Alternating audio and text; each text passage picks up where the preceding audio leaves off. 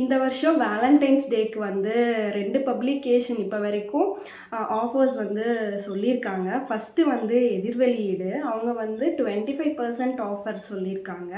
February 13, 14, 15 3 நாளைக்கு வந்து இந்த ஆஃபர் இருக்குது.